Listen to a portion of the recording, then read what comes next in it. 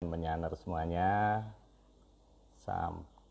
Malam ini kita ketemu kembali di Atlantis Series, serial yang ke-55. Sebelum kita mulai, supaya saya tenang, izinkan saya untuk meng-add dulu. Wah, ini Mas Doni udah join ini. Mas Budi, oke, izinkan saya add dulu Mas Agung. Mas Agung belum kelihatan. Mas Agung, Mas Naga sudah. Mas Agung belum, sama rekan kita Mas Daru ya, belum kelihatan ini. Oke, sekali lagi coba.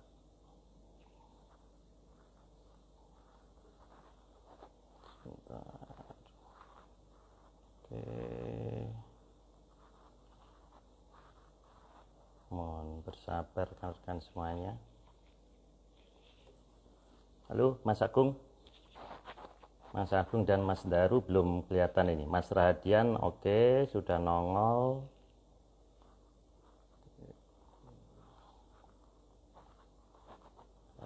Bersabar rekan-rekan semuanya, karena topik malam ini sangat provokatif dan populer. Belum kelihatan ya. Oke. Nah, ini Mas Daru. Oke, Daru 081.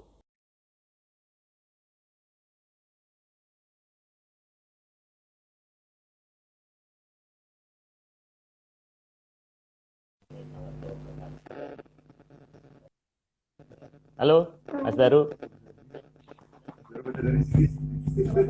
Kedengeran, Mas? Halo. Suara Halo, saya? Mas Marius. Ya. Kedengeran? Oke, jelas Mas ya? Jelas. Oke. Suara saya jelas, Mas? Jelas, Mas. Sebentar, Mas. Oke. Mas Agung ini belum ada ini. Oh, belum. Oh, ini baru masuk nih. Ada 2. Oke.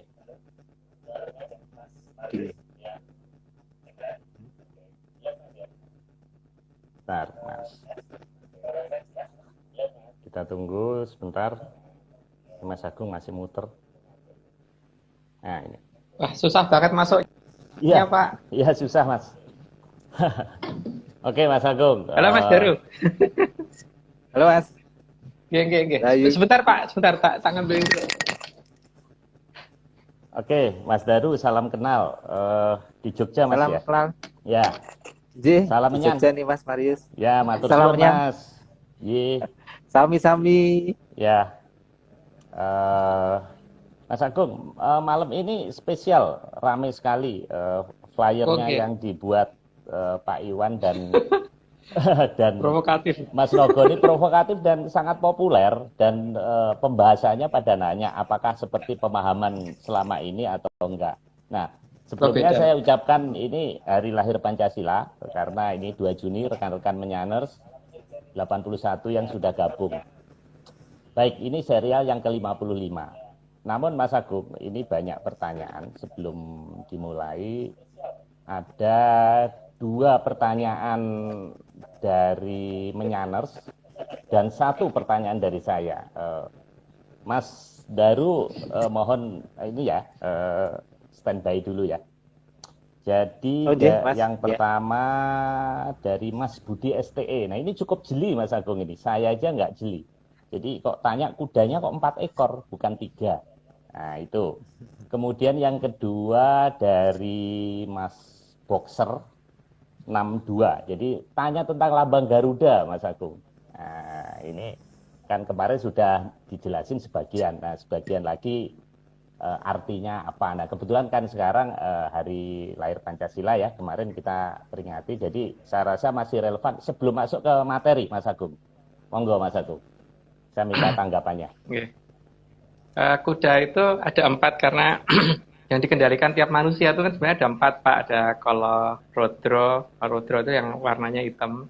Terus kalau Angkoro itu warnanya merah, terus kalau Wiguno itu warnanya kuning, dan kalau Nimpuno itu warnanya putih. Yang benar-benar harus dijaga oleh orang sebenarnya kalau Nimpuno ini, karena dia nggak bisa bohong ini. Jadi kalau bisa diajak ngobrol sama orang, nih bisa ngaku apa aja yang dia lakuin gitu. Gitu Pak. Untuk yang kenapa kudanya warna merah itu karena dasarnya di situ ya. Kok warna merah? Ada 4. Sesuai dengan warnanya putih, kuning, merah, dan hitam gitu yang ada di diri kita gitu kan. Itu hanya menjelaskan itu. Tapi itu bukan berarti sudah keseluruhan dari apa yang ada di kita ya, karena yang ada di kita itu kan 63 lebih. Kalau dijelaskan satu persatu akan panjang itu. Itu ada di sastra Mandala Giri ya, di sastra termasuk sastra Bangkewatan dan sebagainya, itu untuk yang menunjukkan urutan manusia pada saat akan moksa itu apa saja sih yang harus dikembalikan, terus ke siapa, ke Bedoro siapa dan sebagainya gitu. Oh, gitu. jadi Terus warna ini bukan partai Mas ya, merah, kuning, putih, bukan. bukan partai Pak. Kita tidak memihak partai apapun. Oke, terus untuk lambang Garuda Pancasila itu kan itu setiap orang berhak menafsirkan ya. Jadi saya punya penafsiran sendiri. Jadi penafsiran sendiri dengan dasar jadi bukan berdasarkan GBHN atau apa ya, penafsiran Pancasila yang resmi oleh pemerintah, bukan. Jadi pertama tidak wajib diikuti ya. Yang kedua anggap aja dongeng gitu. Karena saya melihat banget bahwa ini adalah perlambang yang diberikan oleh mantan presiden kita yang pertama, Bung Karno, yang mengatakan bahwa dia menggali dari leluhur kan, katanya juga begitu kan. Dan yang saya dapatkan kok ada ada suatu hal yang ini kok ada yang diumpetin ya gitu loh, sepertinya begitu. Yang pertama yang ditanyakan kan masalah yang di dada ya Pak ya. Yang di dada itu kan tameng. Tameng itu kan berarti untuk melindungi, dan yang dilindungi adalah daerah yang tak sangat vital kan, yang ada jantung, ada paru-paru dan sebagainya yang dilindungi itu kan, berarti ini yang akan menjadi pelindung kita tuh nanti itu gitu kan. Terus kemudian di situ ada lambang banteng. Ini kan nggak tahu nih BK itu Bung Karno itu melambangkan seperti yang saya maksud apa tidak, tapi ya lucu juga sih karena putra sulung ya dari Mojopahit yang nantinya harusnya ketempatan Wahyu Ero Cokro yang dilambangkan dengan bintang Wahyu Ero Cokronya itu kan memang namanya Maheso Pangarso. Jadi Maheso Pangarso namanya, bukan Bu Pangarso tapi Maheso Pangarso. Makanya ada lambang banteng di situ. Maheso itu kan bisa diartikan banteng, juga bisa diartikan sebagai kebo ya Pak. Jadi di sini perlambang dari beliau. Terus 3 negara yang akan mendukung itu kan ditunjukkan di situ kan. Kalau untuk yang pohon beringin kan waktu itu sudah dijelasin. Terus yang mirip padi dan kapas. Jadi saya tidak bisa mengatakan itu padi dan kapas ya, karena memang saya nemukan tanamannya memang mirip itu, tapi itu bukan padi dan kapas. Itu ada di Timur Cibubur ya. Jadi saya tidak akan menunjukkan lokasi tepatnya, pokoknya Timur Cibubur. Agak ke utaraan dikit lah. Terus untuk yang lambangnya Mojopahitnya kan dilambangkan dengan itu, yang rantai itu, karena memang ada daerah yang ditutupin dengan daerah yang daerah gerbang masuknya cukup banyak, maka lubang-lubangnya cukup banyak gitu loh. Makanya mungkin lambang rantai itu sangat pas untuk jadi 3 wilayah yang sekarang ini ditutup sehingga seolah-olah cuma tinggal seiupeng payung. Jadi yang diceritakan itu mirip dengan itu ya. Itu dari sisi tamengnya yang versi saya. Jadi ini bukan versi resmi ya. Gitu. Di situ kan ada lambang pita. Pita itu kan biasanya untuk mengikat suatu ini kan. Kalau kado dibungkus tuh pakai pita itu hadiah gitu kan Pak. Sebagai tanda bahwa selesainya 500 tahun perjanjian itu nanti akan ditandain dengan itu kan. Bhinneka Tunggal Ika. Jadi walaupun dari berbeda zaman dan berbeda peradaban, tapi nanti akan bersatu juga. Artinya mereka akan membuka gerbang kitnya untuk kita kan nantinya. Berarti negara kita tidak akan sekecil ini lagi karena ada 3 negara besar yang nantinya akan gabung dengan kita. Gitu. Kalau warna dan Mas kalau warna yang merah itu kan ada kejadian di masa lalu Pak. Ada kejadian yang menyebabkan warna merah di masa lalu itu. Saya nggak mungkin cerita dulu ya masalah itunya. Untuk yang 2 ini kan memang tidak ada kejadian yang buruk di masa lalu ya, jadi makanya warnanya putih. Tapi untuk 2 ini ada suatu kejadian di masa lalu yang membuat si Banteng, ya Pak, si Maheso ini harus terpisah dari yang ini apa tuh namanya rantai gitu. Kalau burung garudanya sendiri saya suka tuh kepalanya menghadapnya ke kanan, karena kalau menghadap ke depan kan matanya kelihatan dua Pak. Jadi menghadap ke kanan jadi kan kelihatan jelas matanya seperti apa gitu. Oke. Gitu Pak. Loh, saya rasa cukup Mas Agung ya. Ini sudah 10 menit, nanti ada 44. Pak, saya promosi slide. dulu. Nggak apa-apa. Saya promosi dulu dong. Oh iya. Itu. Oh iya. Ini makanya. Jadi sebelum kita lanjutkan rekan-rekan, tiba-tiba saya ini menemukan pada saat searching YouTube itu seperti ini. Nah, ini coba ini saya geser sedikit. Nah, seperti ini. Ini sebetulnya ini bener menyanners atau bukan? Ini sepertinya kayak Mas Daan ya, ini ya, kalau kita lihat. Iya betul, itu Mas Daan. Nah, jadi gini ya. Monggo Pak. Ini YouTube channelnya itu open mic. Nah, ini sebelah kiri. Dan per hari ini saya buka, itu udah 183 views. Padahal baru diupload kemarin Mas ya, 26 Mei. Cukup rame ini. Ini misteri matematika. Nah, ini apa Mas? Bisa dijelasin kalau memang benar Mas Agung. Kecuali kalau ini bukan Mas Agung ya. Jadi gini Pak, saya itu kan sejak kecil ya, sejak kecil sampai dengan sekarang ini ada beberapa hal yang sering saya tanyakan dan tidak pernah dijawab. Bahkan sering dimarahin sama guru di kelas waktu itu. Saya catat total pertanyaan itu ada sekitar 56.000 pertanyaan. Ya saya tidak menyatakan bahwa semuanya pasti tidak terjawab ya. Mungkin ada yang akan bisa terjawab. Makanya saya minta tolong bagi para pemirsa itu untuk mulai membantu saya menjawab pertanyaan-pertanyaan yang saya ini gitu. Jadi itu yang berhubungan dengan sains, dari mulai bahasa Indonesia, terus kemudian nanti ada matematika, fisika, kimia, sejarah dan sebagainya, itu biologi dan sebagainya akan saya pertanyakan satu-satu. Jadi kan selama ini kalau saya nanya disetrap Pak. Jadi makanya Mas Daan menjuluki saya di situ sebagai pakar ketidaktahuan gitu, bukan pakar ketahuan, tapi pakar ketidaktahuan karena terlalu banyaknya pertanyaan. Tapi nggak tahu apakah nanti teman-teman yang membantu saya untuk bikin channel ini apakah sanggup mengupload semua 56.000 data tersebut atau hanya sampai sanggupnya kapan gitu Mas Pak. Tapi total pertanyaan yang sudah saya list itu ada 56.000 dan itu semua sampai dengan hari ini saya tidak pernah mendapatkan jawaban.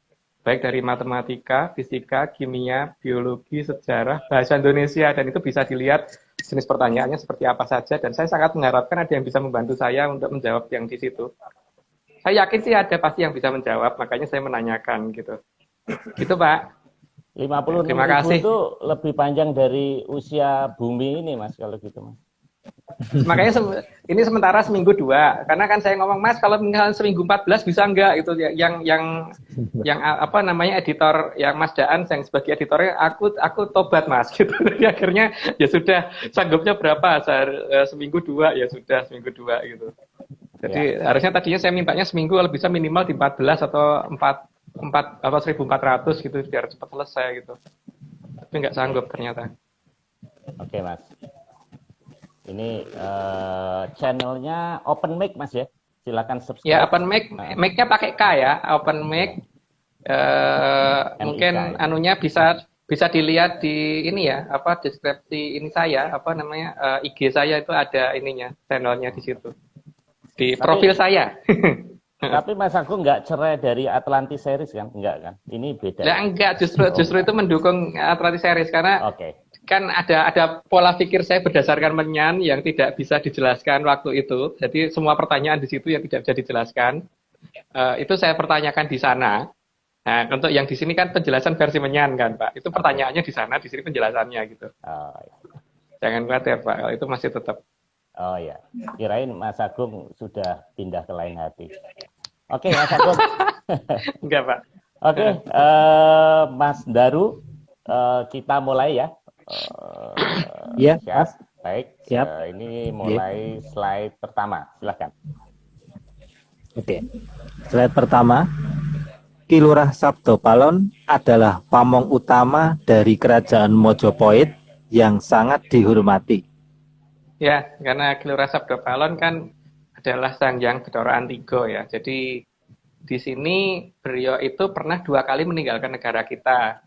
Pertama karena kecewa dengan tindakan Prabu Yudhistira. Jadi saya bingung ya kalau dikatakan bahwa Prabu Yudhistira benar, karena leluhur itu kalau saya ngomong ke Yudhistira ngamuknya amit-amit gitu. Jadi dia meninggalkan negara kita 2 kali di zaman kerajaan Hastinapura dan Ngamartapulaya itu meninggalkan negara kita karena ya itu tadi ada suatu kesalahan dari Prabu Yudhistira yang masuk negara dijadiin judi gitu loh, walaupun dia darahnya putih tetap aja salah wong. Akibat yang dia lakukan sangat panjang kan, terus meninggalkan yang kedua kali kan sejak zaman Majapahit ini gitu Mas. Monggo dilanjut. Slide yang kedua, Kilurah Sabdopalon adalah salah satu perwujudan dari Kilurah Togog yang tiap zaman berganti-ganti nama dan juga berganti-ganti wujud. Ya, memang sering berganti nama ya, seperti ya terlalu banyak nama sih, cuman di sini ya mungkin ya kita sebut dua nama ini aja lah, Sabdopalon dan Kilurah Togog. Jadi, kalau nama dalam bentuk Bathara-nya kan Sang Hyang Bathara Tejo Mantri atau Bathara Antiga gitu. Oke, lanjut dulu aja Mas. Slide ketiga, namun meski berganti-ganti wujud, ada satu ciri khas yang selalu ada, yaitu mulut beliau yang sangat lebar. Itu sebagai akibat saat dari gagalnya menelan jagat wilangan di awal penciptaan alam raya sebelum bumi ada. Sudah dijelaskan di Atlantis series 45, Mandala Jagat Maya, 49, 11, Kahyangan Jawawoto dan Wiwitan Jonggring Saloko. Ya, sudah pernah dijelaskan kenapa itu terjadinya seperti itu dan kenapa dia berubah jadi seperti itu. Karena ketika pas pilihan rajanya Kahyangan kan memang beliau ikut. Jadi ada 3 yang ikut itu, yang akhirnya yang menang kan Bathara Guru gitu. Jadi akibatnya seperti apa pernah kita ungkap sih sebenarnya, cuman ya itu versi saya ya. Monggo dilanjut Mas.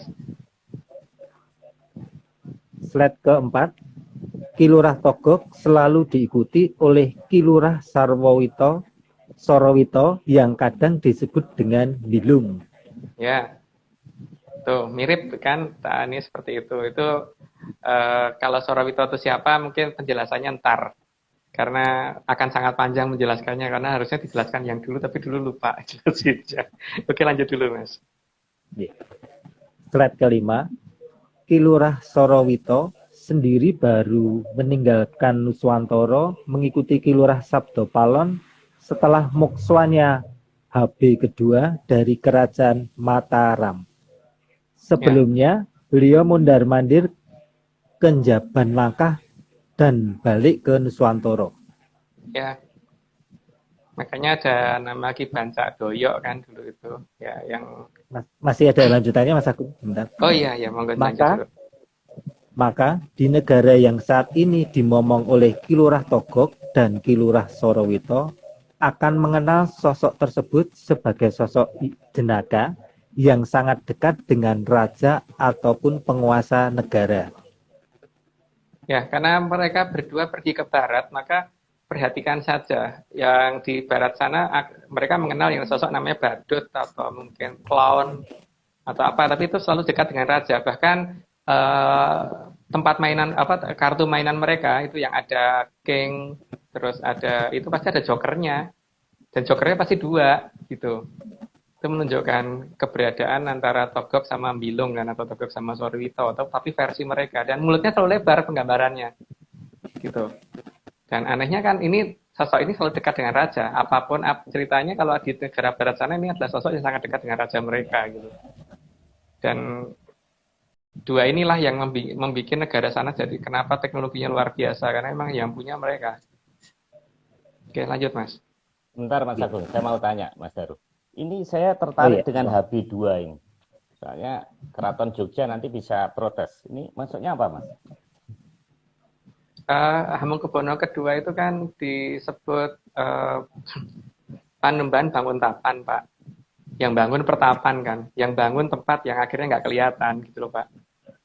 Jadi yang menyembunyikan Mataram adalah beliau gitu. Nah, soal apakah Keraton Jogja dan Solo itu terlibat atau tidak itu kan saya tidak bicara di situ Pak, tapi saya hanya menyatakan HB2 ya, Panembahan Banguntapan, karena beliaulah yang ini membuat tidak terlihatnya kerajaan itu. Makanya di Jogja ada daerah Banguntapan Mas ya. Ya nggak tahu itu nyambung apa nggak ngerti Pak. Karena beliau yang saya tahu ada di Jawa Barat, bukan di Jawa Tengah. Oh, iya. Makanya ada banyak nama yang kemudian kalau dicocokin akan pas dengan nama Keraton Mataram di sini, Pak.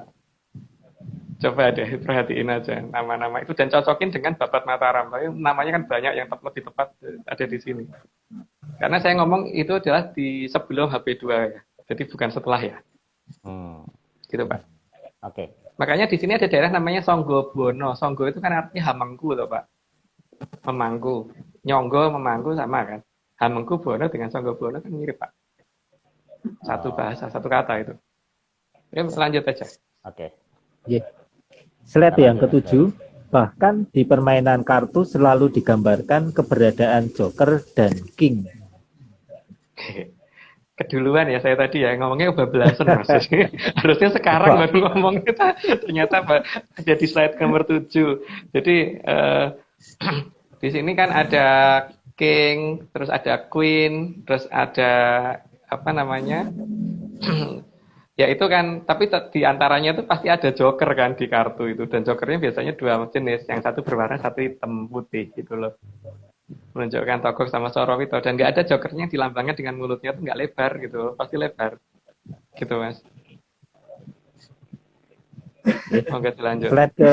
Slide ke-8 juga di berbagai tempat hiburan yang meniru pola kebarat-baratan akan dijumpai sosok jenaka yang bermulut lebar.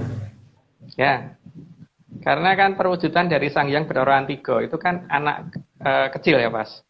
Wujud yang aslinya. Jadi makanya beliau punya dunia sendiri, di mana anak-anak itu kan pasti punya dunia yang mirip dengan dunianya beliau karena masih menggunakan wujudnya beliau kan. Itu makanya kenapa di kehidupan anak kecil itu lebih suka dengan perwujudan seperti itu gitu. Karena itu adalah perwujudan dari salah satu pamong jagat yang wujud aslinya adalah anak-anak di usia anak-anak itu. Di wujud yang usia anak-anak ya. Oke, lanjut Mas. Slide ke-9, Ki Lurah Togog adalah perwujudan dari Sang Hyang Bathara Tejo Mantri yang wujudnya anak-anak. Maka beliau sangat senang melihat anak-anak bermain dan sangat mengerti dunia anak-anak tersebut. Ya, keduluan lagi ya Mas ya.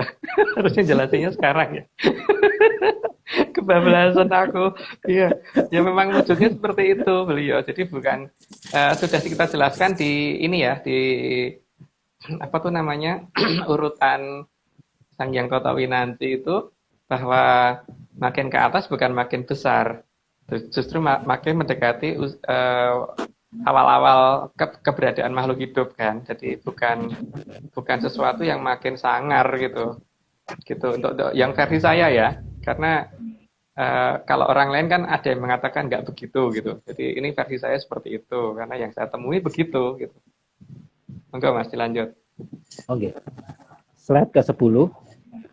Sedangkan Joker hitam menggambarkan Ki Lurah Sorowito yang biasanya digambarkan cukup gahar, bertugas menangkapi anak-anak yang nakal, sedangkan Ki Lurah Sabdopalon digambarkan sebagai Joker lucu yang suka memberi hadiah.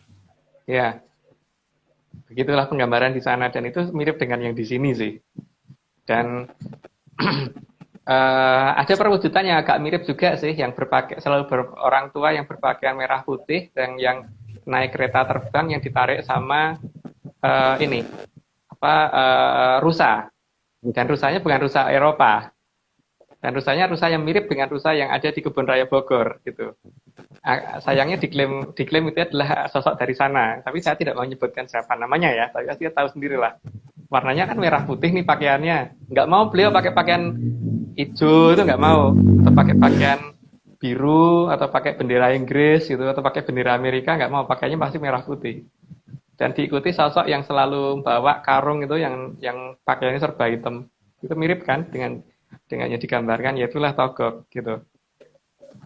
Mas Agung, Yo, Joker ini kartu ini kan dari asing ya, dari barat bule. Tapi kok ini tiba-tiba kok nyambungnya ke Sabdo Palon itu, apakah mereka mempelajari budaya kita atau penjelasannya gimana, Mas? kan pada saat Prabu Brawijaya ke-8 melakukan kesalahan, maka beliau kan meninggalkan tanah Jawa dan beliau kan sempat ngomong bahwa akan pergi ke ke negeri seberang, gitu. Dan digambarkan di situ digambarkan adalah orang yang sangat orangnya tinggi-tinggi gitu kan. Karena orang Jawa kan agak sentimen, nanti gambarkan orang yang dimomong Togog itu butuh tinggi-tinggi gitu kan. Gitu. Jadi setelah wayang kita klaim bukan India, malam ini kartu Joker bukan dari barat, Mas ya. Itu asalnya dari kita, Mas ya. Iya, beliau dari sini gitu.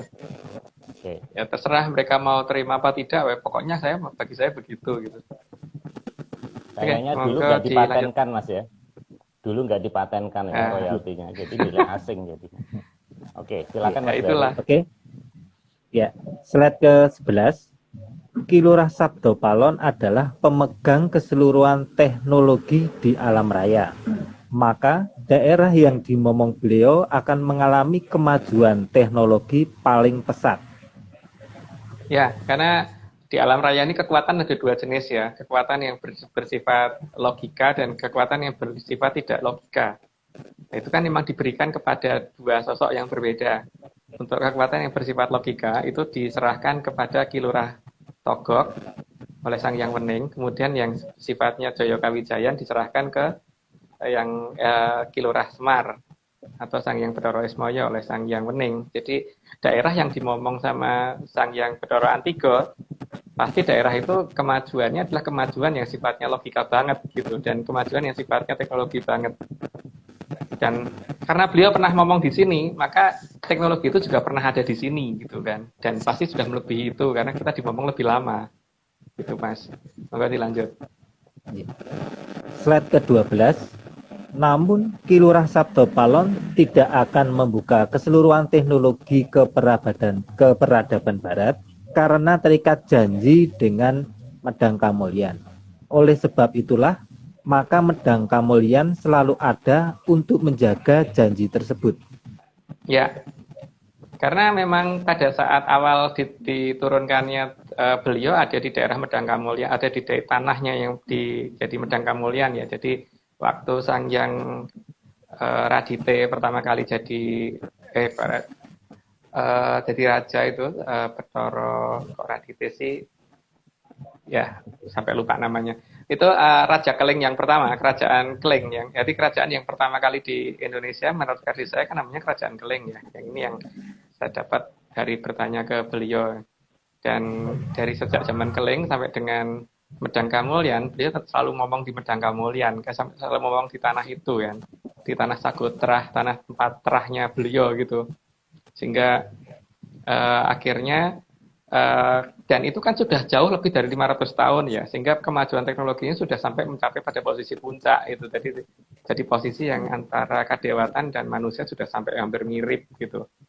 Artinya kalau misalkan Barat ngomong sama beliau sekarang pun itu tetap aja ada batas jenjangnya kalau beliau juga akan memberikan semuanya. Tapi itu pun tetap harus ada tahap bertahap ya, karena nggak mungkin bisa kalau suatu ember langsung dipenuhin air mak gubyok gitu kan pasti juga akan tumpah. Jadi mesti harus dialirkan pelan-pelan, dan aliran pelan-pelan itu istilahnya satu ember itu baru bisa penuh ketika itu sudah mencapai lebih dari 1 zaman. Sedangkan 500 tahun itu hanya berapa gitu kan, lebih dari 1 jam. Kok sama 1 zaman, 1 zaman kali. 1 zaman kali itu mereka 1 zaman kali, 500 tahun itu nggak nyampe 1 zaman kali gitu, Mas. Kita mangga dilanjut. Slide ke-13. Ki Lurah Noyo Genggong adalah perwujudan lain dari Ki Lurah Semar yang telah berganti-ganti wujud dan berganti-ganti nama. Hal ini untuk menghindari orang yang merasa kenal padahal tidak.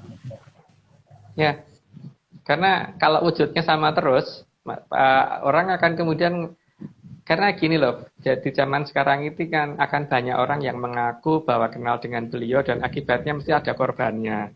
Maka beliau tidak mau menggunakan wujud yang tetap dan nama yang sama, jadi di tiap zaman beliau berganti nama. Maka ada, dulu kan ada nama Jodeh Prasonto, terus ada Mbah Jeprak, ada Ki Sapu Regel, ada ya banyak banget lah, namanya sudah berganti-ganti gitu loh. Itu tujuan utamanya itu. Jadi kalau di zaman sekarang kemudian ngomong ngakunya adalah Semar, ya itu layak dipertanyakan. Sekarang namanya Tunggul Jati Jaya Mongrogo gitu kan. Oke, dilanjut Mas. Ya. Slide ke-14, Ki Lurah Noyo Genggong tidak akan pernah meninggalkan Nuswantoro karena bagi beliau anak-anak di Nuswantoro adalah anak-anaknya yang harus beliau momong dan disayangi. Ya, karena bedanya dengan Bathara Antiga itu kan pada posisi dia masih wujud anak-anak. Sehingga karena dia masih wujud anak-anak, maka beliau tidak menikah atau wadat. Sehingga tidak punya keturunan. Beda dengan Bathara Ismaya, karena punya istri Sang Hyang Betari Kanastren, maka punya keturunan. Dan keturunannya ini adalah terah yang sagotrah yang dititipkan di tanah Jawa ini. Maka beliau akan jaga sekali, karena bagaimanapun juga namanya anak cucu itu nggak ada gantinya kalau bagi beliau. Tapi kalau untuk Sang Hyang Antiga, itu kan memang karena beliau nggak punya anak, punyanya cuma keponakan, dan di mana-mana adalah keponakan gitu. Makanya ya kalau nggak ngomong sini ya ngomong sana gitu kan. Tapi untuk Bathara Ismaya nggak bisa, anakku di sini ya di sini gitu, tidak akan ke sana. Gitu Mas. Slide ke-15, Ki Lurah Noyo Genggong adalah perwujudan dari Sang Hyang Bathara Ismaya.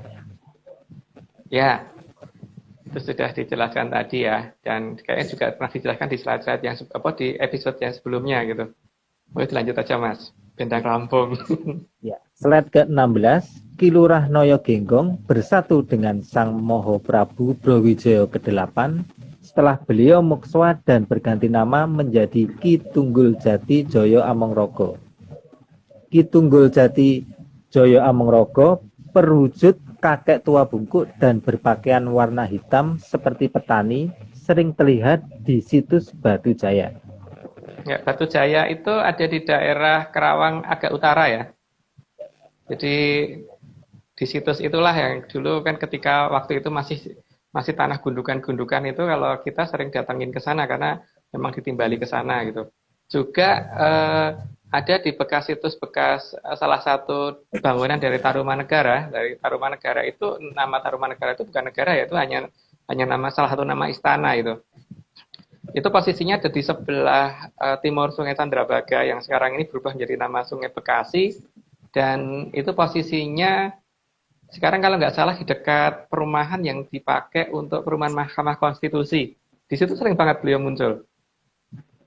Karena dulu di situ ada pohon tarumnya. Dulu di situ pohon tarum itu hampir kayak pohon serut, cuman berduri gitu. Kalau pohon serut kan nggak berduri. Nah, tapi lucunya kalau bicara dengan beliau, karena beliau itu kan memang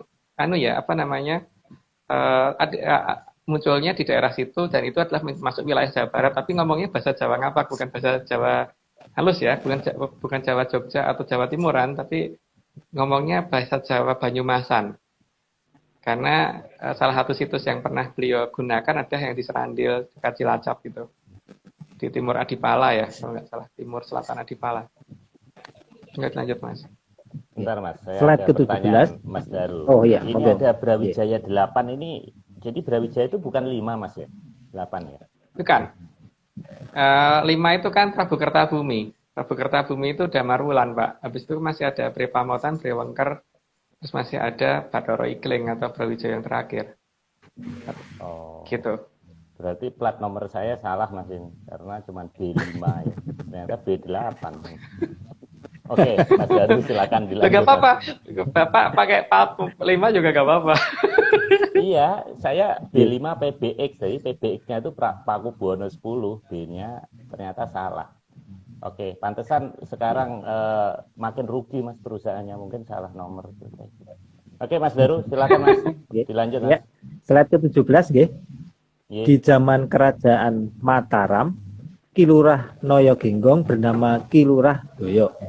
Dan sekarang bernama Kitunggul Jati Joyo Amongrogo yang salah satu pesanggrahannya ada di Mandalagiri, Srandil. Ya, Srandil di daerah dekat perbukitan Mandalagiri, tapi bukan Mandalagiri yang sebenarnya, karena Gunung Mandalagiri yang sebenarnya kan nggak bisa kita lihat saat ini karena ada di daerah yang sedang ditutup, ada daerah yang masuk dalam Sakyuping Payung tadi kan. Jadi itu ada di Mandalagiri yang ada di Cilacap, tapi bukan Mandalagiri yang sebetulnya, karena Mandalagiri yang sebetulnya gede bener itu gunungnya, tidak kecil gitu. Dan apa namanya? Memang beliau berganti-ganti nama, salah satunya namanya Noyo Genggong, tapi tadi kayaknya sudah saya sebut sih. Ada Kisabur Regel dan sebagainya. Oke, monggo dilanjut aja Mas. Yeah. Slide ke-18, logat bicara Kitunggul Jati Joyo Amongrogo sangat ke Banyumasan. Keduluan lagi ya Mas. Keduluan lagi. Kebablasan. Dukonya terlalu canggih. Saya semangat ya Mas. Ya. Dilanjut lagi Mas. Ke-19 Pak, sayapnya ganti. Oke. Ya. Slide ke-19. Saat ini Kitunggul Jati Joyo Amongrogo sedang mempersiapkan kedatangan Kilurah Sabdo Palon dengan mempersiapkan urutan penyambutan oleh 3 negara besar yang saat ini cuma seperti Sakyuping Payung. Ya. Karena 3 negara tadi mempunyai kemampuan untuk menutup lokasinya sehingga nggak bisa kita lihat. Ya punya Aji Kemaya ini gede banget gitu. Jadi dan memang ya dibantu sama Sang Hyang Wening sehingga nggak bisa kita lihat. Tapi mereka memang sedang mempersiapkan untuk kedatangannya beliau sehingga ya persiapannya ada di sana bukan di sini ya. Ya seperti lagu kita kan, di sanalah aku berdiri itu. Bukan di sinilah aku berdiri. Mungkin dilanjut Mas. Ya. Slide ke-20. Sebelum kembali ke Nuswantoro, Kilurah Sabdo Palon akan mulai mengadakan pembersihan dari dekat sumber dahulu. Ya, karena daerah yang dekat sumber itu kan karena sumber itu sangat diperlukan. Makanya kan daerahnya sekitarnya kalau kotor ya itu harus dibersihin gitu. Nah, pembersihannya itu terserah beliau, bukan terserah saya ya. Jadi ya beliau akan istilahnya kalau babat-babat rumput ya dari dekat sumber dulu, bukan karena kalau di sumbernya nggak ada rumputnya, yang ada rumputnya itu dekat sumbernya gitu kan. Yang ada alang-alangnya itu dekat sumbernya. Jadi dari dekat sumber dulu, kalau sumbernya sudah baru melebar ke wilayah lain gitu. Nanti lanjut Mas. Slide ke-21, pembersihan rumput liar dekat sumber dengan menggunakan teknologi yang saat ini ada di bumi. Dengan tujuan agar para rumput liar sudah hilang saat kembalinya kejayaan Tuantara. Ya, karena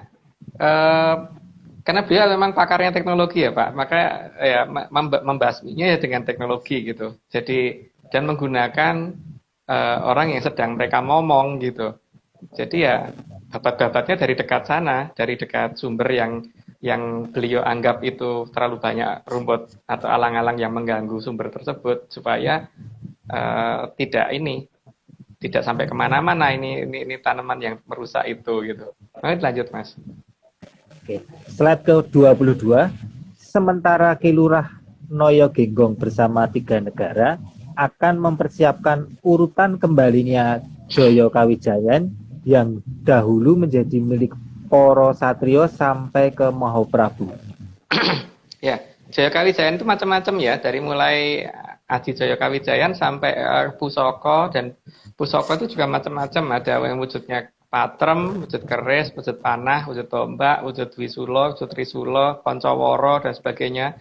Terus mulai dari ageman, pakaian yang digunakan, terus mahkota, terus kancing gelung dan sebagainya, banyak sekali, dan itu sedang dipersiapkan tapi nanti akan diserahkannya bertahap, berurutan, jadi tidak mabiyok gitu, enggak. Makanya yang diharapkan adalah ada yang sanggup menerima, dan urutan itu nanti akan secara detail untuk yang 5-6 besok mungkin ini ya penggambarannya dulu supaya tidak salah terima dulu tentang apa sih yaitu Jaya Kawijayan dan sebagainya, itu mungkin akan kita jelaskan di 56. Nah, 57 ke sana nanti urutan ininya sesuai yang sudah diumumkan di Kayangan Rebat Kepanasan, satu persatu apa yang akan dikembalikan. Apa Pak Marius kok muncul lagi? Dilanjutkan, saya mau mengucapkan terima kasih rekan-rekan menyaner 152 Mas. Ini 148 kelihatan di tempat saya, Pak. Oh, 147 hilang satu. Ya, karena Mas Agung ilmunya 142 tinggi saya. Kalau saya sudah melihat ke depan ya, Pak ya. Oke, kita lanjutkan, Mas. Slide ke-23. Dalam mempersiapkan urutan kembalinya Jaya Kawijayan, Ki Lurah Noyo Ginggong akan dibantu oleh Ki Lurah Gareng dan Ki Lurah Petruk. Ya, makanya ya memang dua itu kan selalu membantu sejak zaman dulu ya. Dan cerita itu sudah kita ceritakan pada saat ini ya, mulai yang berapa ya, saya lupa itu, tentang masalah Kayangan itu. Kita pernah membuka cerita ini kan tentang siapa Gareng dan siapa Petruk tersebut gitu. Oke, lanjut dulu aja Mas. Bendang rampung. Slide ke-24. Sementara di Njaban Langkah, Ki Lurah Sabdo Palon akan mempersiapkan segala sesuatunya dengan teliti agar pergantian zaman bisa berlangsung dengan benar. Ya, makanya ya itu tadi. Babat-babat akan dilakukan dari sanding sumber, Mas. Dimulai dari sanding sumber. Gitu ya, Mas ya. Karena kalau kata beliau itu sukete wis lemu-lemu gitu loh, Mas. Jadi wis nggepakan sapi wis cocok gitu. Monggo dilanjut, Mas. Yeah. Slide ke-25. Dari Njaban Langkah, Ki Lurah Sabdo Palon juga akan menonaktifkan semua senjata pemusnah massal yang biasa merusak keutuhan dunia dan kelangsungan hidup manusia. Sehingga senjata tersebut akan menjadi tidak berfungsi dan kelak hanya akan menjadi barang yang berada di museum untuk hiburan anak-anak bahwa pernah ada senjata seperti itu. Ya, bisa diperhatikan minimal pada saat perang antara Armenia dan Azerbaijan kemarin, Pak. Itu rudal Iskander nggak berfungsi kan? Minimal itu yang kelihatan pertama, gitu loh. Tapi nanti tidak cuma itu, gitu. Jadi silahkan aja kalau misalkan itu buktinya Cina aja sampai sekarang katanya mau nyerang Taiwan, rawani kan? Nggak berani kan? Soalnya belum tentu senjatanya bisa berfungsi gitu loh nantinya.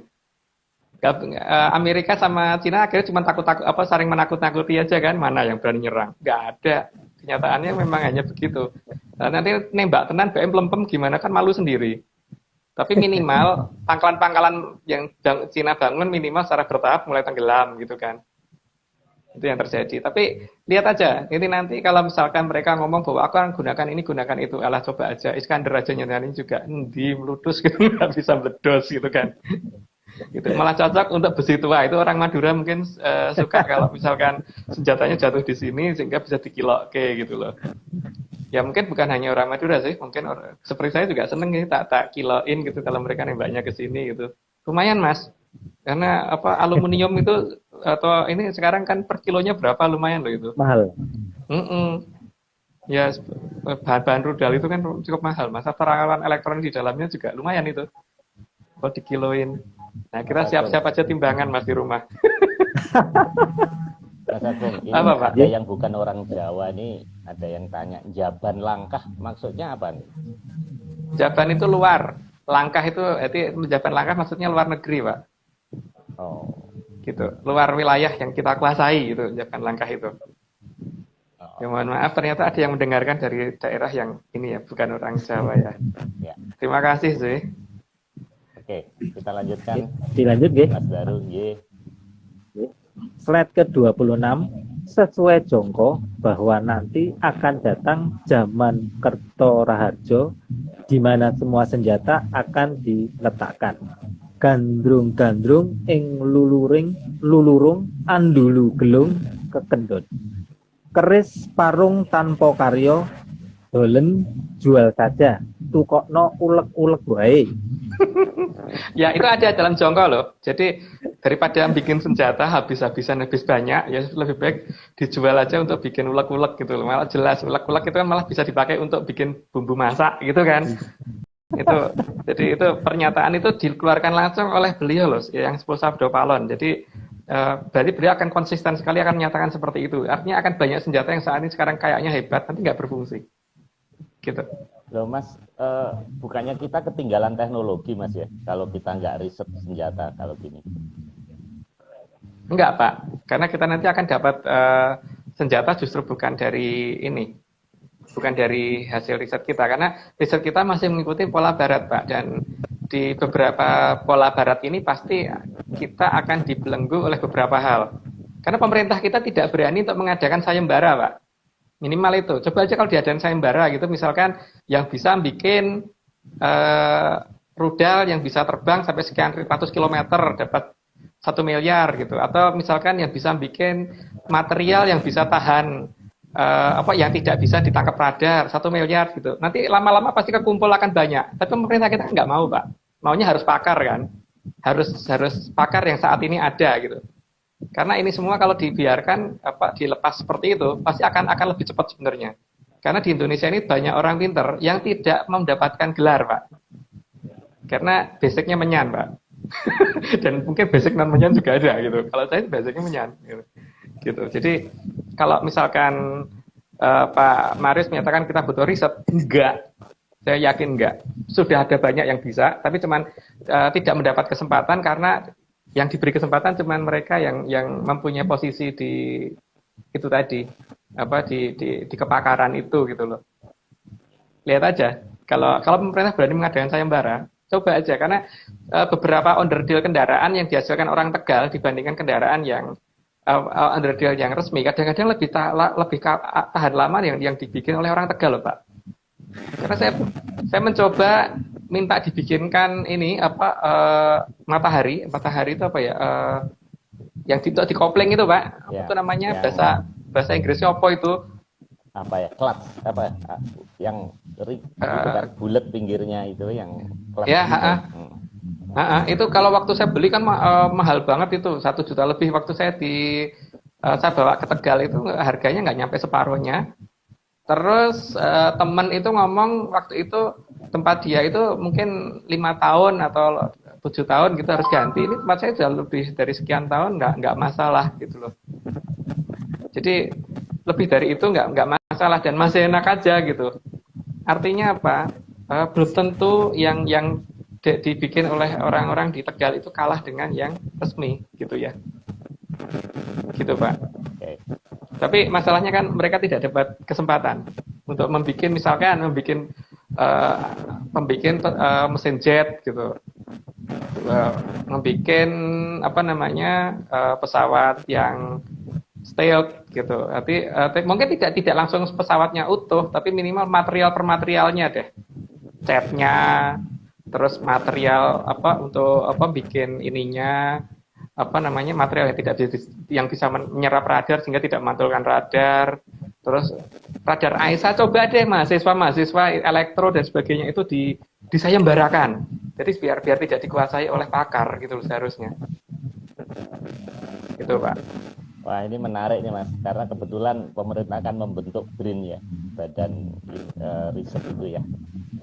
Tapi ya, tapi kalau seperti itu saya masih belum yakin. Kita buktikan aja seperti apa. Oke, lanjut Mas Daru. Oke.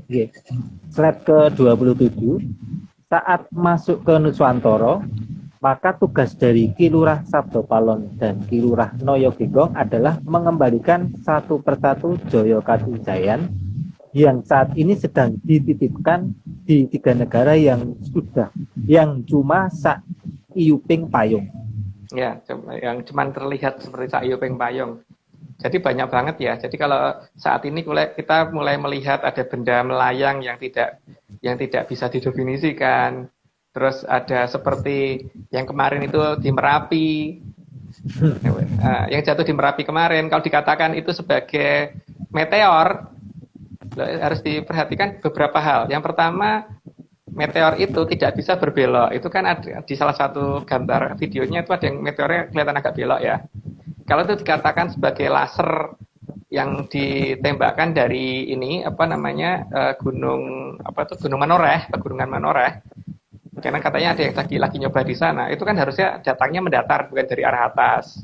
Datangnya dari arah atas terus dia berbelok.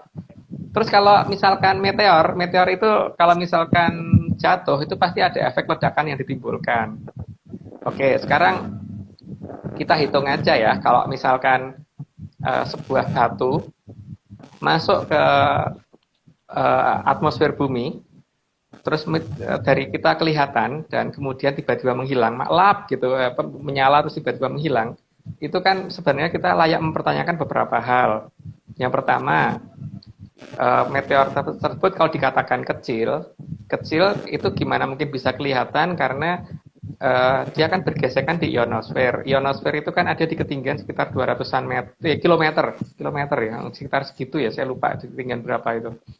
Benda kalau sebesar batu tenis, bola tenis, Jeng, itu dari jarak 200 km memang kelihatan, Mas. Kan enggak kan? Kalau benda kelihatan kecil di jarak 200 km, itu bendanya segede apa gitu loh. Nggak mungkin kalau cuma 1 km, pasti lebih.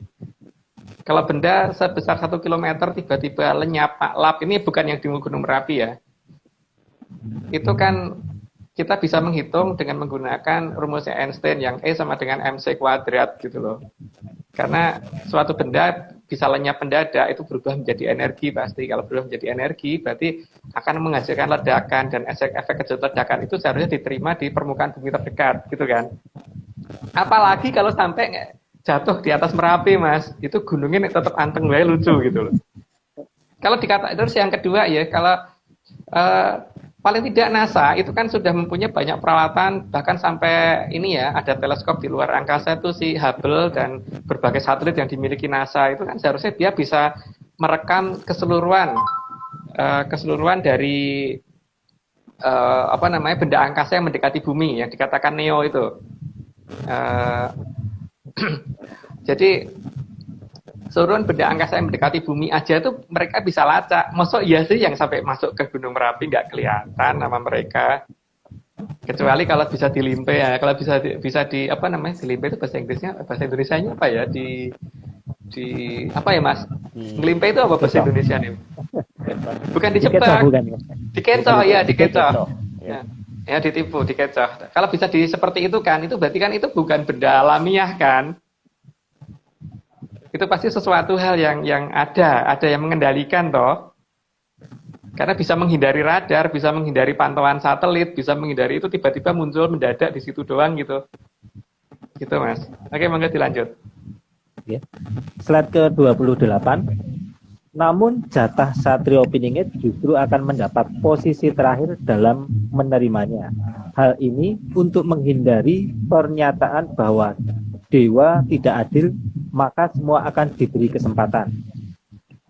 Ya, karena turunnya Jayaka Wijayana ini nanti satu persatu akan diberikan kesempatan semuanya. Jadi tidak seperti di negara kita ya, bahwa hanya pakar yang diberi kesempatan untuk mencari vaksin, untuk membuat pesawat dan sebagainya. Tapi kalau kedewatan enggak, semua masyarakat diberi hak untuk yang sama untuk itu. Cuma nanti siapa yang sanggup akan kelihatan. Gitu ya. Jadi beda antara negara kita dan sana ya. Monggo dilanjut Mas. Ya. Slide ke-29. Namun kekuatan alam yang merupakan Joyo Kawijayan dari leluhur zaman dulu tetap harus dikembalikan. Dan harus dikendalikan agar tidak menghantam kesana kesini secara sembarangan. Nah itu yang jadi masalah. Kalau Jaya Kawijayana ini dikembalikan dan tidak ada yang nangkep, ya bisa terjadi yang namanya dahulu Kang semegang ing tanah Jawa lolonan sang saya dangu sang saya andodro kalau kata orang Jawa begitu ya. Jadi bencana yang datang dari pelan-pelan makin lama makin besar. Kalau tidak ada yang menangkap, makanya yang sangat diharapkan oleh leluhur adalah ini ada yang bisa nangkep, ini ada yang bisa menerima itu gitu loh. Karena ini semua ada gunanya, jadi bukan hanya untuk nakut-nakutin sesuatu itu. Nanti akan kita jelaskan di 5-6 ke atas. Jadi ya ini jangan dibiarkan. Kalau dibiarkan ya akan menjadi bencana dan jangan dianggap mitos kalau itu bisa dipegang gitu loh. Yang penting itu. Karena kalau itu dianggap mitos ya lucu sih. Oke, monggo Mas. Oke. Lanjut. Slide ke-30, tujuan utama dari pengembalian Joyo Kawijayan agar masyarakat terbangun dan sadar bahwa ada sesuatu yang saat ini dianggap paling benar, tapi mungkin hal tersebut justru palsu. Termasuk ajaran Tanah Jawa yang multi ragam versi akan ketahuan mana yang palsu dan mana yang asli. Ya, makanya itu semua dikasih kesempatan karena itu, Mas. Karena kalau tidak dikasih kesempatan, nanti nggak akan orang bisa bedakan gitu loh. Mana yang kitab asli dan kitab palsu gitu kan. Karena itu perlu. Jadi semua orang dikasih kesempatan supaya ini bisa nangkep dan nanti akhirnya akan kelihatan bahwa yang bisa bener yang mana gitu. Itu yang paling penting. Jadi orang mengaku-ngaku gitu loh.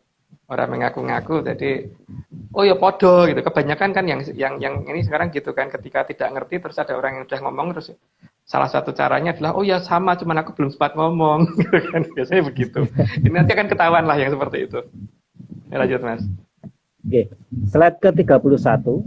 Jadi kedatangan Joyo Kawijayan yang tidak terkendali bukan karena kesalahan Ki Lurah Sabdo Palon dan Ki Lurah Noyogibrong, tapi lebih karena terlalu banyaknya yang merasa bisa dan tidak merasai. Ya, tidak bisa merasai. Jadi kalau dalam bahasa Jawa tuh rumangsa bisa ning ora bisa ngrumangsani. Jadi merasa mampu tapi tidak mampu merasa bahwa dirinya sebenarnya mampu apa tidak gitu kan.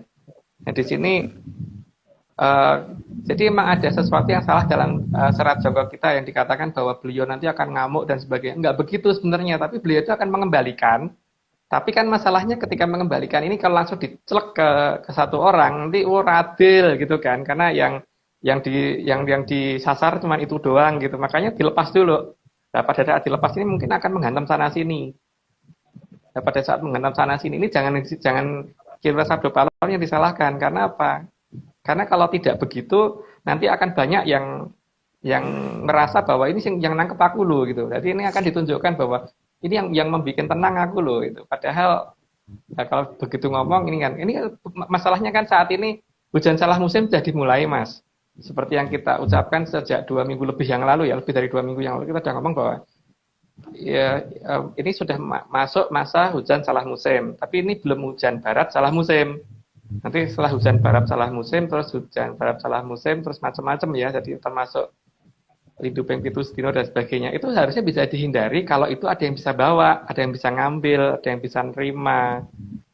Nah, makanya supaya ini nanti ada yang bisa nerima, kita diminta untuk menjelaskan bagaimana urutan caranya nerima itu dari 56 besok. Dan sekarang kita harus menjelaskan dulu bahwa yang Sabdo Palon itu nggak seperti itu, nggak ngamuan seperti itu, tidak. Tapi kan masalahnya gini ya. Misalkan Mas Radian titip mobil ke saya gitu. Nah, ketika sudah waktunya harus dikembalikan, tak balik gitu Mas ke tempatnya ke Mas Daru, Mas Daru nitip mobil ke saya gitu. Nah, ketika Mas Daru waktunya nitip sudah habis kan harus tak kembalikan.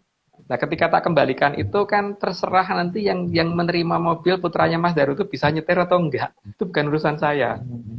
Yang penting mobil tak balik gitu kan. Gitu kan Mas. Jadi soal Joyo Kawijayan yang dikembalikan, misalkan kayak Aji Ketuk Lindu yang bisa bikin gempa 7 kali sehari, itu kalau misalkan tetap dipegang oleh Atlantis juga nggak mau, karena apa, itu bukan punya mereka, dan itu harus dikembalikan, dan yang berhak mengembalikan nanti semuanya lewat Ki Lurah Sabdo Palon dan Noyoginggong. Makanya jangan sampai nggak ada yang nerima gitu kan. Gitu. Jadi orang salah, orang jahat beliau. Jadi ada jongko yang agak membelok di sini bahwa beliau tuh kayak ngamuk-ngamuk seperti itu nggak begitu ceritanya sebenarnya. Dia diminta untuk menjelaskan bahwa aku rata apa kono gitu loh. Diminta untuk menjelaskan itu. Tapi ya efeknya memang seperti itu kalau tidak ada yang mau ngambil. Makanya jangan dianggap mitos kalau orang bisa nangkep itu gitu kan Mas. Monggo dilanjut Mas. Mas Agung, tapi bencana alam itu bukan karena memang kesalahan kita Mas ya. Misalnya sawah dibikin perumahan, kemudian danau diuruk, hutan digunduli gitu Mas. Jadi bencana alam itu kan yang kecil. Itu skala kecil Pak. Itu tidak bisa bikin gempa bumi kan Pak. Itu tidak bisa menimbulkan badai besar kan Pak. Kalau menimbulkan banjir mungkin, tapi kan itu tidak bisa menimbulkan tsunami kan Pak? Yang seperti itu. Tapi yang namanya Jaya Kawijayan bisa menimbulkan seperti itu gitu loh Pak. Jadi kalau cuman kesalahan kita, ya emang iya kita salah, tapi efek yang kita timbulkan itu masih belum seberapa dibandingkan dengan ini nanti kalau misalkan dikembalikan dan tidak ada yang nerima gitu loh. Seperti kereta api yang berjalan dan orang nggak ada yang tahu relnya di mana, tahu-tahu dia lewat nabrak sana sini gitu kan. Nah, Gitu syarat loh Pak. untuk Makanya harus menerima ada. itu apa, Mas? Ya, itu nanti Sarana. nomor apa di part depan Pak, Oh. 56 ke sana akan kita jelaskan. Tapi ya kita nggak mungkin terlalu detail sekali ya Pak, karena kan kita ini bukan aliran ini ya yang ngajarin, bukan aliran sesat gitu. Jadi ya mungkin kita hanya memberikan suatu gambaran-gambaran saja. Kalau tidak jelas ya monggo nanti menghubungi via darat ke Mas Nogo. Ini kutukannya Mas Nogo, bukan kutukan saya, karena saya sibuk banget. Jadi kalau diajak ngobrol kan susah waktunya gitu. Jadi ya monggo begitu. Monggo Mas dilanjut. Atau Pak Mari mau nanya lagi? Sudah, cukup, Mas. Lanjut. Slide ke-32. Karena Sang Jaya Kawijayan sendiri tidak akan mau dipaksa menjaga orang yang bukan wadahnya dan tidak mempunyai kemampuan untuk mengendalikan Sang Jaya Kawijayan. Ya, misalkan begini loh Mas, kalau ada air 1 ember, terus kemudian ternyata orang itu cuma 1 gelas, jadi kan dibiui ya mesti kurang toh Mas. Mesti banyak yang tumpah kan, itu satu masalahnya itu. Itu yang pertama. Yang kedua, misalkan pesawat terbang itu kalau mendarat itu butuh landasan, dan landasan itu ada ukurannya gitu loh. Nah, pesawat terbangnya yang VSTOL mungkin nggak ini ya, yang vertikal ini landing gampang gitu. Nah, kalau seperti pesawat DC-10 gitu, landasannya cuma 2 meter gitu kan ya, orang mungkin toh Mas mendarat. Artinya pilotnya nggak akan mau mendarat di tempat yang landasannya kurang panjang gitu loh Mas. Jadi walaupun ngaku aku tuh gini ya raiso, mereka bisa ngukur bahwa ini landasannya cukup apa tidak gitu. Aduh ini muter-muter nih Mas Mas Daru mulai muter-muter. Udah. Oke, lanjut Mas. Aduh, muter-muter lagi. Halo, Mas Daru. Mas Daru muter-muter Pak. Mungkin Pak Marius yang bacain dulu deh. Saya. Udah bisa nih kayaknya. Oh, oke. Mas Daru. Halo Mas Daru. Muter-muter lagi. Halo Mas Daru. Iya. Mas. Oh Pak Mak. Oke. Nah, ini udah bisa. Silakan Mas, slide 33. Slide. Bisa dengan muter-muter Pak. Mungkin Pak Marius dulu ya. Selama Mas Daru masih ya. Ya. Atau Mas Daru keluar dulu, nanti saya invite juga nggak apa-apa. Slide 33 Mas. Soalnya Mas Daru juga putus-putus. Ya. Sudah bisa dengar? Oke. Kita lanjutkan putus-putus. Slide ke-33. Mas Daru putus-putus. Masih putus-putus. Muter-muter ya di tempat saya. Iya. Sama. Kalau di tempat Pak Marius gimana? Mas Daru muter-muter nggak? Iya, sama, muter-muter. Mas Daru mending keluar dulu, nanti saya invite lagi. Live dulu ya. Iya, Mas. Nanti masuk Live lagi. dulu, Mas. Nah, nanti masuk lagi. Saya bacain aja. Slide 33 Mas Agung. Karena Sang Jaya Kawijayan juga tahu bahwa yang layak ketepatan adalah Sang Hyang Ejawantah. Jadi bukan manusia biasa, tapi manusia setengah batara. Ya, kan memang pernyataannya begitu. Ada Dewa Ngejawantah kan, jadi memang ya begitu. Jadi memang ini sekalian itu membuktikan bahwa memang benar ada Dewa Ngejawantah gitu. Sementara ini kan kita nggak boleh mendewa-dewakan. Jadi memang ini harus dewa-dewakan beneran, karena memang ya Dewa Ngejawantah beneran. Halo, Mas Daru. Oke, Pak Marius lanjut dulu 34. Lanjutkan. Slide 34. Karena itu Sang Jaya Kawijayan hanya mampu berkomunikasi dengan bahasa yang dia mengerti dengan segala kode dan sandi yang dia pahami. Karena Sang Jaya Kawijayan adalah sesuatu yang hidup, punya keinginan dan punya tujuan. Ya. Nah, di sini problem juga kan, kalau ketika ngaku tapi ternyata nggak bisa ngomongnya gitu. Karena sandi yang diutarakan pasti menggunakan bahasa Kawi atau Sansekerta paling tidak. Jadi bukan bahasa sekarang. Jadi kalau diucapkan dalam bahasa sekarang, ini suara mungkin gitu. Pasti menggunakan bahasa-bahasa yang zaman itu gitu. Dan itu adalah kode dan sandi, jadi bukan untuk diterjemahkan. Karena seperti kalau kita bikin password, Pak, di komputer, walaupun artinya sama, tetap aja kalau pengucapannya beda tetap nggak bisa. Misalkan seperti Windows kita tulis jendela-jendela gitu kan juga nggak bisa toh, Pak. Walaupun maksudnya sama, toh. Karena kalau sandinya Windows ya Windows, kalau jendela ya jendela gitu kan. Gitu, Pak. Monggo dilanjut. Oke. Slide ke-35. Jadi sangatlah jelas tidak ada yang bisa memonopoli kekuatan yang ada di Nuswantara ini. Hanya yang sanggup dan berhak yang bisa menerima. Dan itu pun akan Pak, diawasi. salah. Pak Mario salah masukin. 35 kan, Mas? Bukan yang masuk ini Mas Mahfud. Oh. Bukan Mas Daru. Oh, maaf Mas Mahfud. Ini ada kesalahan. Mohon maaf. Oke, Mas Daru. NDAR.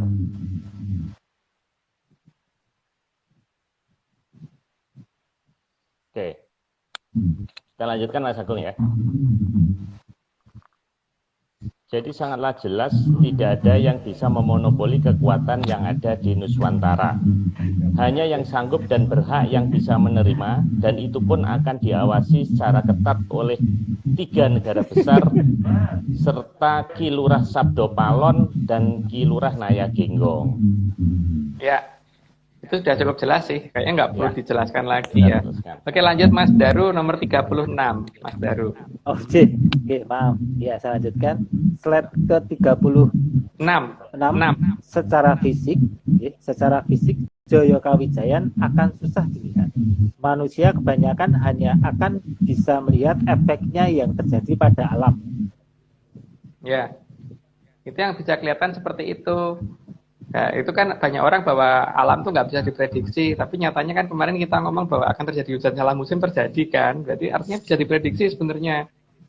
Versi menyan, kalau versi resmi ya enggak, karena ini harusnya masuknya musim kemarau kan saat ini. Jadi kan kita sudah ngomong dari lama nih akan terjadi hujan salah musim. Tapi ini nanti akan terjadi hujan barat salah musim kalau tidak ada yang mau menerima itu semua. Dan itu apa nanti kita jelaskan ke 56 ke atas ya. Gitu. Lanjut Mas. Slide ke-37, agar bisa mengamati dengan jelas Sang Joyo Kawijayan, maka harus sangat terlatih menggunakan mata satu. Ya, karena pada dasarnya sudah saya jelaskan kemarin bahwa mata kita itu bagian depan jadi tutupin sesuatu sehingga jumlah spektrum sinar yang mencapai ke mata kita itu sudah berkurang oleh 3 peradaban besar. Karena mereka harus menutup wilayah mereka supaya nggak bisa kita lihat kan. Maka karena nutupnya dari depan sehingga yang kadang-kadang kan kita melihat bayangan Mas sliwer itu dari samping kan Mas. Nah kalau kelihatan dari samping sliwer dari samping itu apa bisa dilihat dengan 2 mata? Enggak kan, pasti 1 mata doang kan. Karena sebelah doang gitu loh, dari samping bukan dari arah depan. Nah, itu kan BK juga sudah menggambarkan kenapa burung Garuda itu matanya menghadap ke arah samping. Karena kebanyakan akan bisa kita lihat itu dari arah samping, bukan dari arah depan gitu. Makanya dilanjut Mas. Oke. Slide ke-38. Selain mata satu, juga mata batin kita yang hanya satu juga harus terlatih agar cermat mengamati alam raya. Karena 2 mata tidak akan cermat dalam mengamati alam raya. Ya tidak usah mata batin deh Mas. Kalau kita punya teleskop itu kan kita ngelihatnya juga dengan ngincengnya pasti 1 mata kan. Memang lubangnya 1 terus kita ngelihatnya pakai 2 mata gitu. Yang 1 mata lihat tanpa teleskop, yang satunya pakai teleskop kan bingung kan. Jadi memang harus begitu kan. Begitu juga lihat aja sniper itu akan bisa detail nembak sampai tepat sasaran. Itu memang pakai 2 mata. Enggak kan? Sniper itu ngintip pakai berapa mata sih? Memang pakai 2 mata. Ya seperti itulah. Mungkin lanjut Mas. Ternyata di bawah Slide ke-39. Penggunaan mata satu yang benar akan membuat apa yang kita kerjakan akan tepat sasaran. Ya itu. Seperti itu kan. Kalau sniper itu nembaknya pakai 2 mata ya nggak akan tepat sasaran. Pasti harus pakai 1 mata itu. Lanjut aja Mas, udah dibicarakan soalnya. Slide ke-40. Jadi sangat jelas dengan dilepasnya Joyo Kawijayan satu persatu adalah untuk membuktikan ajaran mana yang menyambung. Bukan hanya sekedar teori yang tidak tersambung sama sekali, tapi justru selama ini dijadikan acuan. Ya itu yang saya kadang-kadang bingung ya, karena yang saya kenal dari kecil itu ketika saya membaca beberapa ajaran-ajaran Jawa itu kok beda banget gitu loh Mas. Ya, itu mana yang salah sama yang benar saya nggak ngerti. Tapi paling tidak kan gini ya, kalau memang benar kan seharusnya untuk kontak dengan leluhur itu gampang. Kalau untuk kontak dengan leluhur gampang, minimal sekali yang harus dia dilakukan adalah minimal bisa baca huruf Pallawa kan. Nah, karena leluhur itu pasti minimal mbok yo jabatannya paling rendah, misalkan tukang sapu jalan aja itu kan minimal zaman sekarang pasti nggak buta huruf kan Mas. Tukang beca itu pasti nggak buta huruf kan. Di zaman itu kan juga pasti begitu. Jadi kalau yang bisa baca itu bukan hanya raja, dan bukan hanya pangeran, bukan hanya adipati, bukan hanya tumenggung, bukan hanya lurah, tapi sampai rakyat kecil tuh pasti akan bisa semua melakukan itu semua gitu loh. Jadi kalau misalkan ada orang kenal dengan leluhur tapi tidak bisa membaca huruf-huruf seperti itu tuh ya bingung aku. Gitu Mas. Monggo dilanjut. Bentar Mas, ini menarik nih, ini menarik. Jadi Mas Agung pada saat ketemu leluhur itu belajar bahasa Sanskertanya kapan? Kan Mas Agung orang teknik. Ya kan, saya dari kecil, dari kecil sudah bertemu dengan beliau Pak. Jadi saya sering diajari cara nulis dan sebagainya itu. Makanya dulu waktu pas di SD ketika guru menceritakan apa, saya bantah loh. Yang saya nggak cerita begitu gitu. Akhirnya ngadu nunjukin prasasti lah. Saya bisa baca guru kora gitu kan. Jadi itu jadi rame. Akhirnya aku disetrap. Tapi pembuktiannya saya benar biasanya. Jadi kalau membuktikan bahwa di sana bekas kerajaan ini, saya pasti akan ketemu. Tapi kalau guru saya kan nggak bisa, karena dia hanya guru sejarah. Gitu. Ya, itu yang pertama Pak. Dan kan Pak Meres pernah saya tunjukin beberapa inskripsi tulisan yang pernah saya bikin. Itu minimal dari 72 zaman kan Pak. Tapi ini sedang terus-terus dikerjakan lagi sama teman-teman supaya makin lama makin banyak gitu loh. Supaya nantinya bisa. Tapi ini memang kita rahasiakan, tidak akan kita sebar karena apa? Beberapa tulisan ini kita harus pahami kita sendiri dulu, baru setelah jelas, karena rata-rata akan menunjukkan situs mana yang disembunyikan di mana dan sebagainya gitu, supaya kita aman dalam melakukan penelitian dulu Pak, karena ini akan beda dengan sejarah yang sekarang beredar gitu. Dan dapat dikatakan hampir nggak ada yang sama, ya, bukan hampir sih, nggak ada yang sama. Makasih Pak, mau dilanjut. Retas seekor tanya.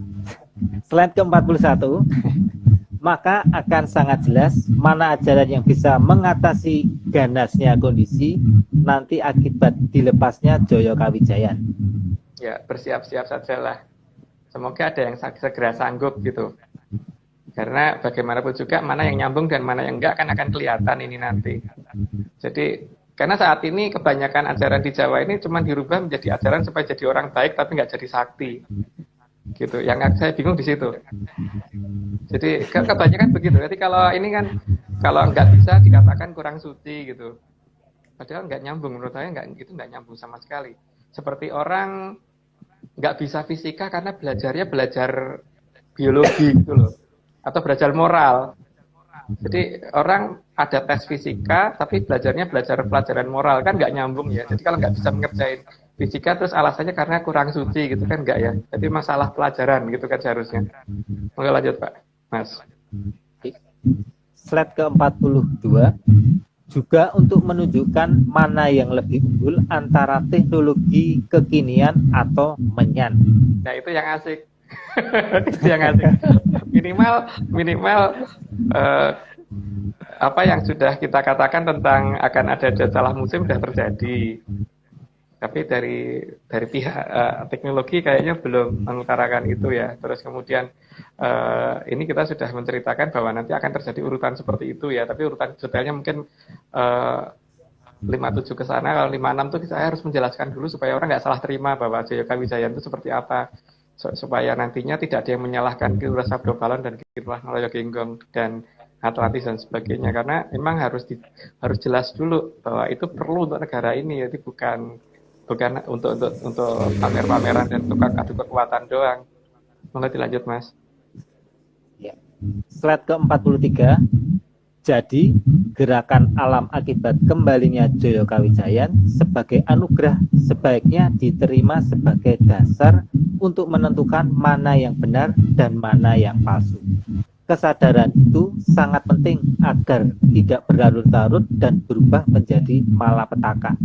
Nah, ini yang kita harapkan. Kalau itu dianggap cuma mitos, bahwa alam nggak bisa dikendalikan, itu cuma dianggap mitos. Nah, sekarang gini ya, minimal untuk dalam skala satu lapangan golf aja, itu pawang hujan bisa loh menghentikan hujan supaya tidak kena di lapangan golf itu doang gitu. Jadi luar lapangan golf bisa hujan gede, sementara lapangan golfnya nggak hujan. Itu kan bisa.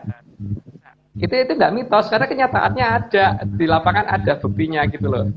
Nah, ini kan untuk skala yang lebih besar lagi, itu harus ada yang bisa menerima itu gitu loh. Sebelum ini ngantem sana sini gitu kan, Mas. Jadi ya sebaiknya ada yang mau menerima dan ada yang sanggup dan bisa menerima itu semua gitu. Enggak, Mas, lanjut. Slide ke-44.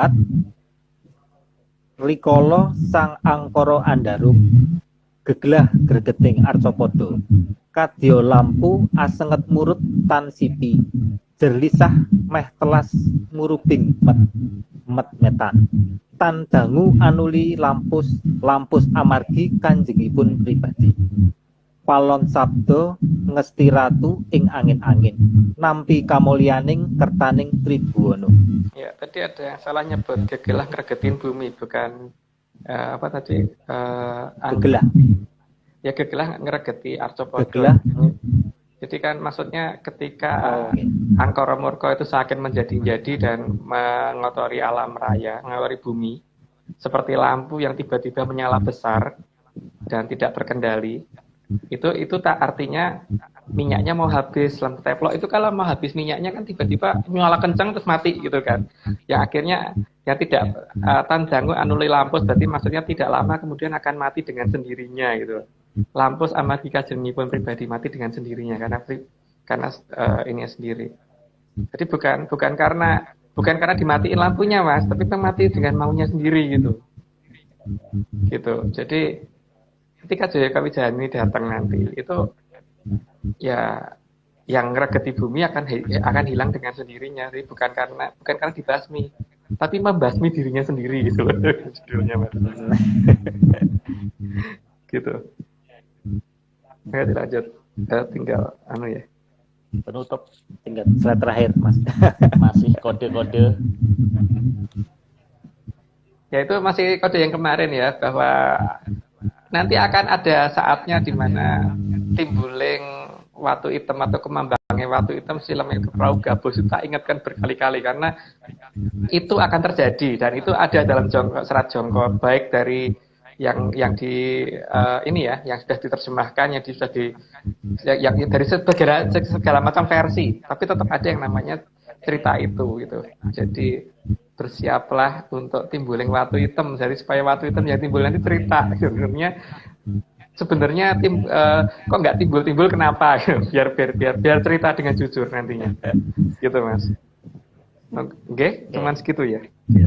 Mas Agung, saya rasa kita tidak usah invite rekan-rekan karena sinyal jelek dan kebetulan ini sudah 1 jam lebih 18 menit. Namun ini Mas Agung saya informasikan, jadi Mas Nogo ini sedang menyiapkan hadiah, Mas Agung. Jadi nanti yang kepilih tanya, nanti akan dapat hadiah. Tapi nggak tahu hadiahnya, masih dipikirkan. Yang penting itu bisa bermanfaat, gitu. Jadi mulai kapan Pak itu rencananya? Lagi didesain, Mas, hadiahnya. Lagi didesain, masih ditanyakan ke leluhur dulu. Jadi belum. Oke, terima kasih rekan-rekan. Ini 1 jam 18 menit. Terima kasih menyaners yang telah bergabung. Oh ya, minggu depan topiknya apa, Mas, judulnya? Sang Joyo Kawijayan. Jadi supaya ngerti detailnya itu seperti apa, walaupun mungkin tidak terlalu detail banget, tapi paling tidak supaya tidak menyalahkan nanti ketika alam bergerak ini nanti, paling tidak ini sebenarnya itu gitu loh. Jadi ya supaya ada persiapan gitu Pak ya. Ada persiapan dan ada yang kemudian mempersiapkan untuk menerima itu gitu loh.